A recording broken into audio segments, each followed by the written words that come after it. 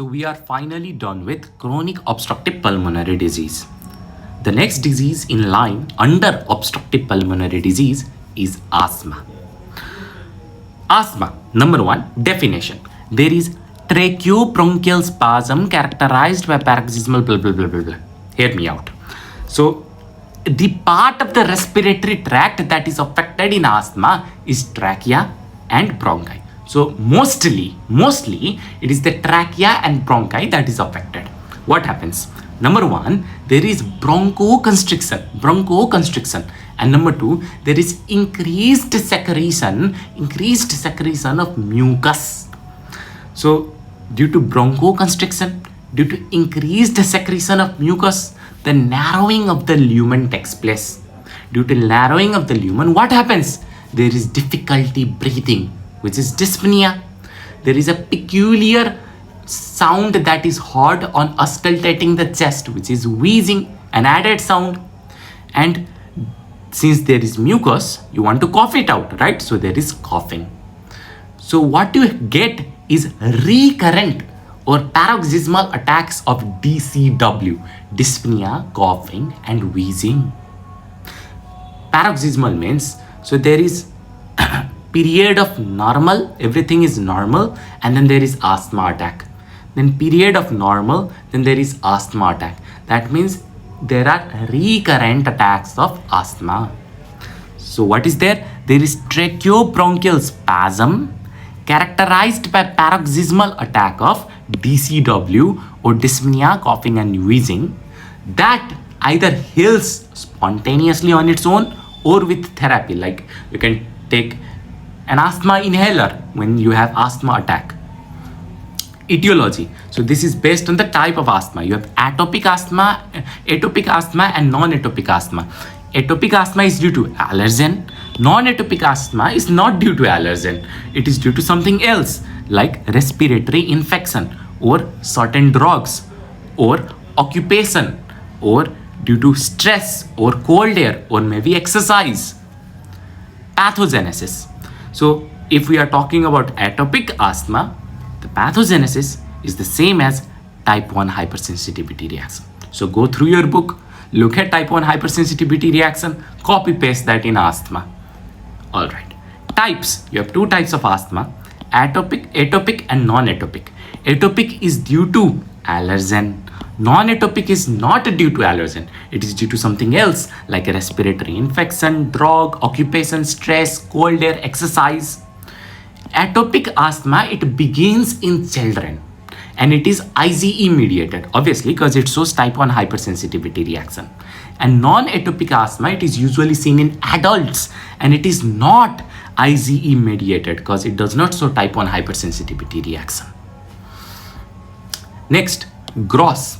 So let's say a patient who had asthma unfortunately went through an episode of status asthmaticus. Status asthmaticus is when you have asthma attacks, but for a long period of time. So the patient dies. Upon carrying out autopsy, these are the gross features that are seen in the lung. Number one, mucus plug. Obviously, because there is high secretion of mucus, the lumen gets plugged with mucus. Overinflation of lung, and there are certain areas of atelectasis. Microscopy. Now, microscopy is really important from pathology point of view, and there are two microscopies that you need to know. Number one, the microscopy of the sputum that gets coughed out. And number two, the microscopy of the lung parenchyma itself. Not the lung parenchyma, the microscopy of the trachea or the bronchi itself. First, the microscopy of the sputum. So you have the sputum sample. The sputum sample is fixed on a slide using Sacco-Mano fixative. Upon looking at it under a microscope, you can see 3 C's at the rate 3 C's. What are the 3 C's? Number one, the Kurzman spiral. Number two, the Charcot-Leyden crystal. Number three, the Crayola body. The Kurzman spiral is nothing but spirally coiled mucus that gets coughed out. Charcot-laden crystal is nothing but galactine 10. What is galactine 10? Galactine 10, see, during asthma, especially allergic asthma, there is increased number of eosinophil, because during allergy, what comes? Eosinophil comes. Now, derived from eosinophil is galactine 10, and galactine 10 forms a crystal-like structure, which is Charcot-laden crystal. Next is Crayola body. When you cough out, along with sputum, what comes out are the epithelial lining of trachea and bronchi. This is your Crayola bodies. I hope you can identify them. Alright, so identify which one is which. This is spirally coiled Crusman spiral, right? The Crusman spiral. Why is the sputum spirally coiled? It's spirally coiled because it takes the shape of the bronchi. Then you have this Charcot-laden crystal. It is made from galactine 10, which is derived from eosinophil. Then you have this Crayola body, which is made up of the coughed out epithelial lining or the epithelial cells. So the Crusman spiral, the Charcot-laden crystal, and the Crayola body. Now the microscopy of the bronchi. See, I said in case of chronic bronchitis that Reed's index, it is nothing but the ratio of the thickness of submucosal gland by the thickness of mucosa plus submucosa. In chronic bronchitis, due to increase in the thickness of submucosal gland, there was increase in Reed's index. But in case of asthma, the Reed's index remains normal. Why? Because there is increase in numerator as well as an increase in denominator. Increase in numerator as well as an increase in denominator. That is increase in thickness of submucosal gland as well as an increase in thickness of mucosa and submucosa. How? So there is increase in the thickness of submucosal gland due to hyperplasia and hypertrophy of submucosal glands.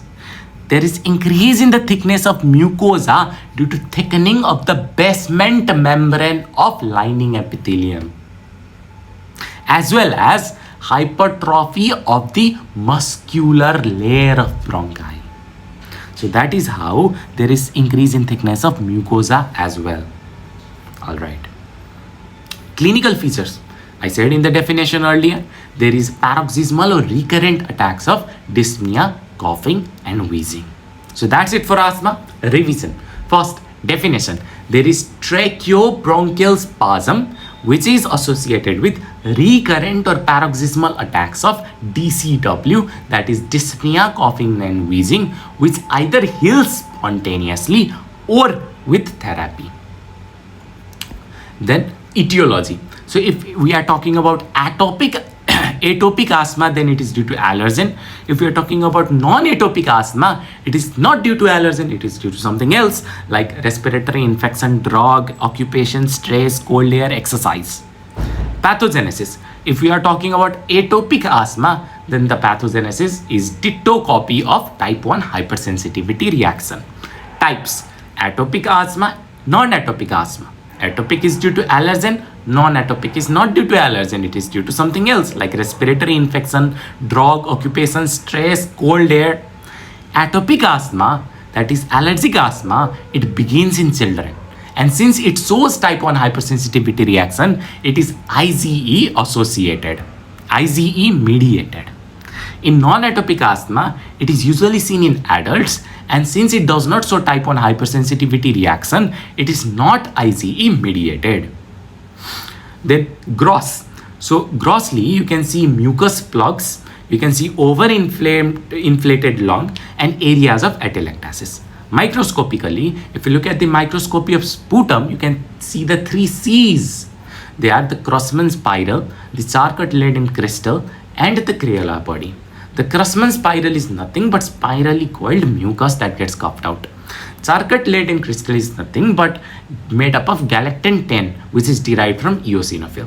Crayola body is nothing but a mass of epithelial cell that gets coughed out.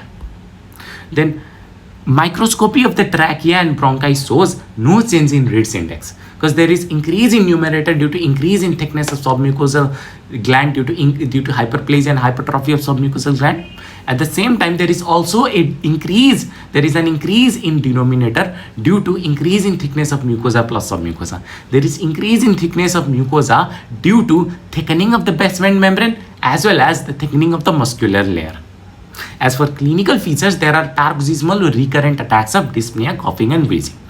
And yeah, we are done with asthma.